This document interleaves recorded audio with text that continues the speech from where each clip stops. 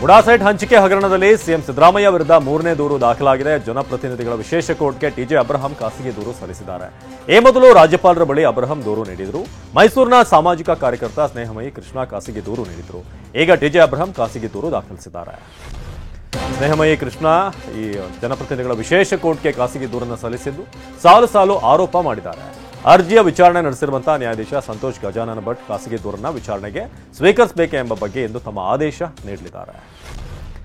DCM DK Shivakumar ಇಂದು ದೆಹಲಿಗೆ ತೆರಳಲಿದ್ದಾರೆ. Congress high command ಎಲ್ಲಾ ರಾಜ್ಯಗಳ ಕೆಪಿಸಿಸಿ ಅಧ್ಯಕ್ಷರಿಗೆ ಆಹ್ವಾನ ಕೊಟ್ಟಿದೆ. ಕೇಂದ್ರ ಸರ್ಕಾರದ ವಿರುದ್ಧ ಹೋರಾಟದ ರೂಪುರೇಷೆ ಬಗ್ಗೆ ಚರ್ಚೆ ಮಾಡಲಾಗುತ್ತೆ.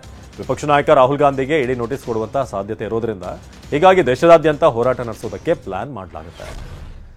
ತುಂಗಭದ್ರಾ ಜಲಾಶಯದಲ್ಲಿ 19ನೇ ಕ್ರಸ್ಟ್ ಗೇಟ್ ಕೊಚ್ಚಿ ಹೋಗಿದೆ. ಹಿಂದೆ ತಾತ್ಕಾಲಿಕ ಗೇಟ್ ಅಳವಡಿಕೆಗೆ ನಿರ್ಧಾರ ಮಾಡಲಾಗಿದ್ದು ಪ್ರಯತ್ನ ನಡೆಸಲಾಗುವುದು ಅಂತ ಅಧಿಕಾರಿಗಳು ತಿಳಿಸಿದ್ದಾರೆ.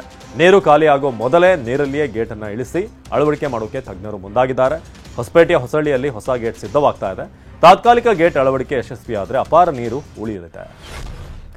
ತುಂಗಭದ್ರಾ ಡ್ಯಾಂನ 19ನೇ ಕ್ರಸ್ಟ್ ಗೇಟ್ ಕಟ್ಟಾಗಿ ಅಪಾರ ಪ್ರಮಾಣದ ನೀರು ಪೋಲಾಗ್ತಾ ಇದೆ. ಇಂದು ತುಂಗಭದ್ರಾ ಜಲಾಶಯಕ್ಕೆ ಸಿಎಂ ಸಿದ್ದರಾಮಯ್ಯ ಭೇಟಿ ನೀಡಲಿದ್ದಾರೆ. ಪರಿಶೀಲನೆ ನಂತರ ಅಧಿಕಾರಿಗಳ ಜೊತೆಗೆ ಸಭೆ ನಡೆಸಿ ಮಾಹಿತಿ ಕಲೆ ಹಾಕಲಿದ್ದಾರೆ. ಇಂದು ಬೆಳಗ್ಗೆ 11 ಗಂಟೆಗೆ HCL ಏರ್ಪೋರ್ಟ್ನಿಂದ ವಿಶೇಷ ವಿಮಾನದಲ್ಲಿ ಸಿಎಂ ತೆರಳಲಿದ್ದಾರೆ.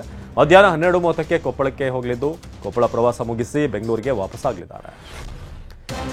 ಬೆಂಗಳೂರಿನಲ್ಲಿ ನಿನ್ನೆ ಸುರಿದಂತ ಮಳೆಗೆ ಅಲ್ಲೋಲ ಕಲ್ಲೋಲವಾಗಿದೆ. ಬೆಂಗಳೂರು ಸೇರಿ ರಾಜ್ಯದ ಹಲವೆಡೆ ಇಂದು ಭಾರೀ ಮಳೆ ಆಗುತ್ತೆ ಅಂತ ಹವಾಮಾನ ಇಲಾಖೆ ಮುನ್ಸೂಚನೆಯನ್ನು ಕೊಟ್ಟಿದೆ.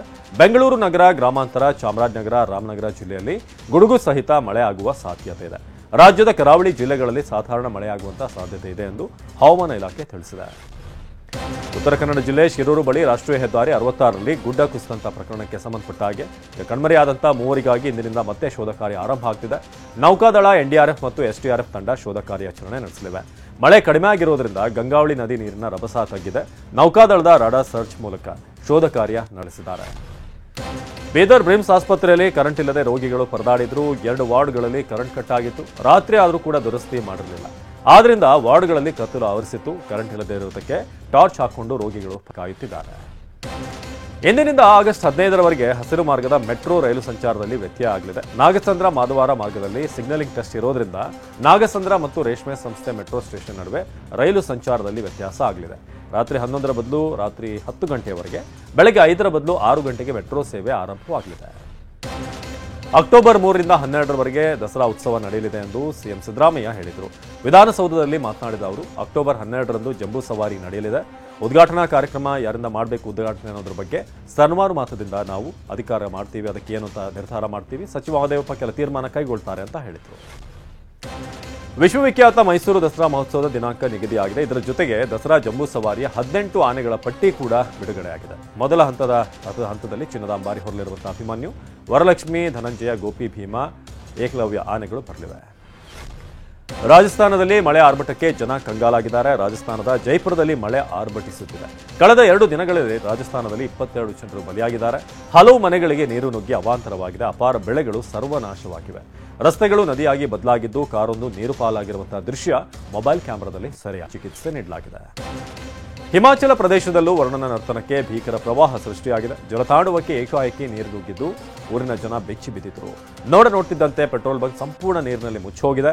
ಇನ್ನು ಉನಾ ಪ್ರದೇಶದಲ್ಲಿ ಕಾರು ಕೊಚ್ಚಿ ದೃಶ್ಯ ಕೂಡ ಒಂದು ದೃಶ್ಯ ಮೊಬೈಲ್ನಲ್ಲಿ ಸೆರೆಯಾಗಿದೆ.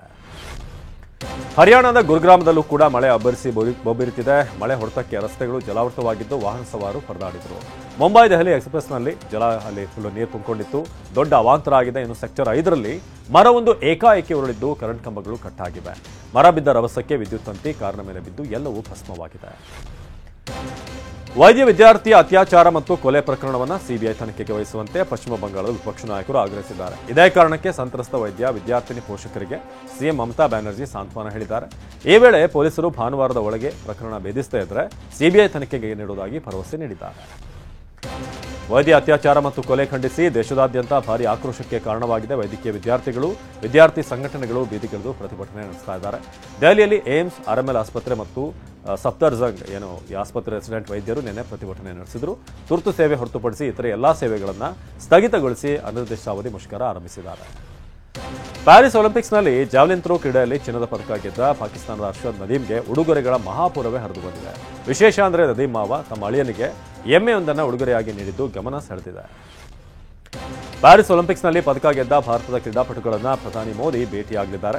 ಸ್ವಾತಂತ್ರ್ಯ ದಿನಾಚರಣೆ ಆಗಿರುವಂತಹ ಆಗಸ್ಟ್ 15ರಂದೇ ಪದಕ ವಿಜೇತರನ್ನ ದೆಹಲಿಯಲ್ಲಿ ಭೇಟಿಯಾಗುವ ಮೋದಿ ಅಭಿನಂದಿಸಿ ಕೆಲಕಾಲ ಚರ್ಚೆ ನಡೆಸಲಿದ್ದಾರೆ.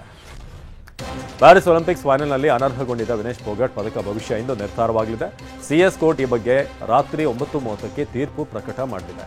50 ಕೆಜಿ ವಿಭಾಗದ ಕುಸ್ತಿಯಲ್ಲಿ ವಿನೇಶ್ ಫೋಗಟ್ರನ್ನ ಅನರ್ಹ ಮಾಡಲಾಗಿತ್ತು. ಹೀಗಾಗಿ ಕೋರ್ಟ್ ಮೊರೆ ಹೋಗಿರುವಂತಹ ಫೋಗಟ್ ಬೆಳ್ಳಿ ಪದಕಕ್ಕೆ ಪರಿಗಣಿಸುವಂತೆ ಮನವಿ ಮಾಡಿದ್ದಾರೆ.